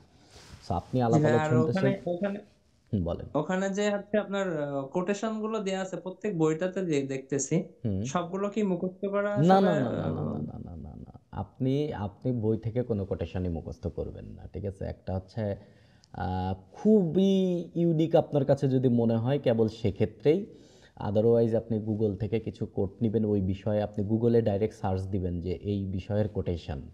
এখন ওইখানেও আপনি সবার কোটেশন নেবেন না। ধরেন যাদের বিশ্ব রাজনীতিতে বা ধরেন যে ওই রিলেটেড যারা বড় মানুষ, ধরেন অর্থনীতিতে আপনি অ্যাডাম স্মিথের একটা কোড দেন আর মিল্টন ফ্রাইডম্যানের একটা কোড দেন, এরা অনেক হাই ভ্যালুর কিন্তু ওইখানে আপনি একটা নর্মাল লোকের কোড দিলে খুব একটা এটা চলে না, বুঝতে পারছেন, খুব একটা চলে না। সো দ্যাটস ওয়াই প্রজেক্ট সিন্ডিকেটটা এটা সম্পর্কে একটু বলেন তো। এটা ডেইলি স্টার পড়ি এখানে প্রায় থাকে, আপনার মুখেও শুনছি, কিন্তু এটা ওয়েবসাইট নাকি এটা এটা একটা হচ্ছে অনলাইন পত্রিকা? পত্রিকা, এটা একটা অনলাইন পত্রিকা। ও আচ্ছা, প্রজেক্ট অনলাইন সিন্ডিকেট, পত্রিকা। হ্যাঁ বেশ। আচ্ছা। এবং এদের লেখা ভালো, এবং আপনি পড়বেন। আপনি প্রথম আলোতেও দেখবেন প্রজেক্ট সিন্ডিকেটের অনুপাত ছাপা হয়, জি জি, আর ডেইলি স্টারে দেখবেন হ্যাঁ। ডাইরেক্ট। এরা হচ্ছে খুবই মানে হাই প্রোফাইল লোকজন ওইখানে লেখে, নর্মাল কোনো লোকজন ওইখানে লেখে না। পড়বেন আর কি। হচ্ছে জি। আজকে আর কারোর সাথে শুরুতে কথা না বলি, আমরা আমাদের আলাপ আলোচনা শুরু করি। আচ্ছা, আপনারা কি স্ক্রিনে যে কন্ট্রাস্টটা আপনি দেখতেছেন, এই যে আপনি লেখাকে আপনারা বুঝতে পারতেছেন? আচ্ছা, আমার সাথে একজন কথা বলেন তো, এই মাশরুফা কথা বলেন তো আমার সাথে, যে আপনার মানে স্ক্রিন দেখতে কি প্রবলেম হচ্ছে? ভাই আসসালামু আলাইকুম। ওয়ালাইকুম না ভাই, আসসালাম। স্পষ্ট দেখা যাচ্ছে। ওকে, আচ্ছা, আপনি হ্যান্ড রেইজ করেছেন কেন? ভাই আমার দুইটা কোশ্চেন ছিল। বলেন, একটা কোশ্চেন আপাতত করেন, লাস্টে আরেকটা করবেন। আচ্ছা ঠিক আছে ভাই, গত দিনের ওই যে সুশীল সমাজ আর চাপ সৃষ্টিকারী গোষ্ঠীর মধ্যে মৌলিক পার্থক্যটা ভাই আসলে কি?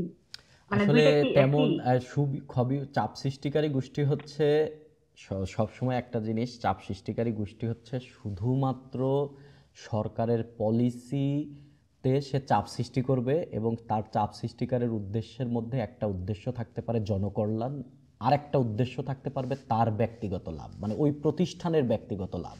বা চাপ সৃষ্টিকারী গোষ্ঠী অন্য কোনো মানে অন্য কোনো মানুষের দালালি করতে পারে। মানুষ বলতে এখানে ধরেন যে কোনো একটা প্রতিষ্ঠান বা দেশ হতে পারে, দালালি করতে পারে। বাট সুশীল সমাজের যেটা হচ্ছে একাডেমিক বিষয় হচ্ছে, সেইখানে it's all about Janakalyan. But আপনার এই চাপ সৃষ্টিকারী গোষ্ঠী হচ্ছে ভাড়ায় কাটতে পারে। ধরেন আপনার বর্তমান সময়ে ধরেন বাংলাদেশের রাজনৈতিক অবস্থাকে আরও বেশি আন্তর্জাতিক পর্যায়ে অস্থিতিশীল করার জন্য একটা গ্রুপ এমন হতে পারে যারা আন্তর্জাতিক বিভিন্ন লবি নিয়োগ দিতে পারে। এই লবি গ্রুপ কি করবে, বড় বড় যারা স্টেক হোল্ডার আছে, ধরেন আমেরিকা হোক, সেটা ইউরোপীয় ইউনিয়ন হোক, সেটা ইন্ডিয়া হোক, সেটা চায়না হোক, এদের সাথে ওই গ্রুপগুলার হচ্ছে ভালো রিলেশন আছে। তো এরা মূলত ওই গ্রুপের হয়ে বড় বড় কান্ট্রির সাথে দালালি করবে এবং এর বিনিময়ে অর্থ নেবে। এরকম কাজগুলা চাপ সৃষ্টিকারী গোষ্ঠী করে। আপনারা দেখবেন অনেক সময় বলে লবিস্ট নিয়োগ করা হয়েছে। এটাকে যদি আপনি বাংলায় ভালো মতন ব্যাখ্যা করেন, তাহলে লবিস্ট কি অ্যাকচুয়ালি দালালি প্রতিষ্ঠান। ঠিক আছে, এক প্রকার দালাল এরা আপনার হয়ে কাজ করবে, দ্যাটস ইট। চাপ সৃষ্টিকারী গোষ্ঠী এই কাজটা করতে পারে, বাট সুশীল সমাজের যে ডেফিনেশন সেইখানে এই জিনিসটা করার সুযোগ নাই। বাট মার্গেন্থু বলেন বা এই যে নিও মার্ক্সবাদীরা বলেন, তারা বলেন যে সুশীল সমাজ বলে কোনো কিছু নাই। তারা বলেন যে সুশীল সমাজও এরকম লবির কাজটা করে মাঝে মধ্যে। এই হচ্ছে মেইন ডেফিনেশন। ওকে, আজকের আলাপ আলোচনার তাহলে সবাই ভালো থাকেন, পড়ালেখা করতে থাকেন। শুভরাত্রি।